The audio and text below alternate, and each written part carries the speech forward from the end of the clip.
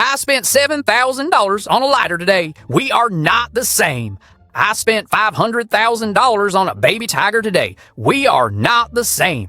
I purchased a $30,000 plane ticket. Everything is free when you can print money. You need to cheat on your girlfriend to really see if she loves you.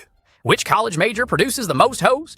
Good morning to everyone except people who believe that dinosaurs actually existed. Yes, all these tweets are mine. My name is Mayo, and I'm a TikTok star with 250,000 followers. I also give online dietary advice, like in this tweet. For all you scared about raw chicken, oh, what if you get salmonella? You're gonna get sick. Every ounce of salmonella I have fuels my body. But don't try this one. I also claim to be the world's youngest billionaire. As far as the money calculator thing, I think my net worth is over $1 billion. So, how did I become so wealthy? Well, I have a TikTok account where I teach people about stocks and trading. I started teaching people back in 2021, and from there I started to gain people's trust. Crypto's that easy, guys. Fall in for more. But here's the trick. You can't get rich quickly just from TikTok or a teaching platform, right? So, I had a devious plan to create and sell shady NFTs to innocent people. I recruited my friend Gabe for this plan, and we started working on it.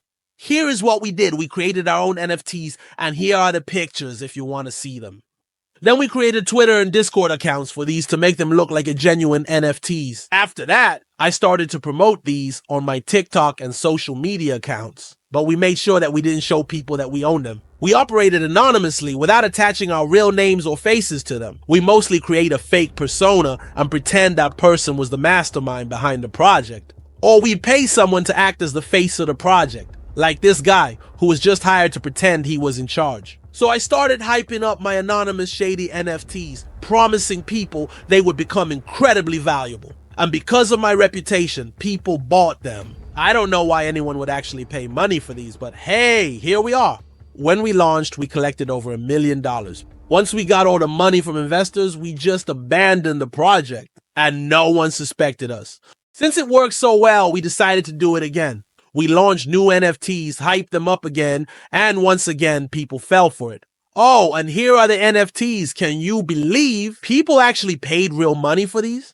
This time, we made over $400,000 and then sold it off again. By this point, people were angry at me and my friend. But remember, we technically didn't own these projects, so we also pretend to be the victims of this scam. Yo, this is the Hawktoe girl. This feels like a rug pull. Yeah, it does feel like a rug pull. I think we all got scammed. Yeah, we got scammed. Anyway, we were enjoying what we were doing, so we launched multiple more projects. Here are the pictures if you want to see them. Because of this, our workload became so much that we had to hire people to handle basic tasks like Discord moderation, editing, etc. So we hired multiple people, but there was one specific person whose name we can't reveal.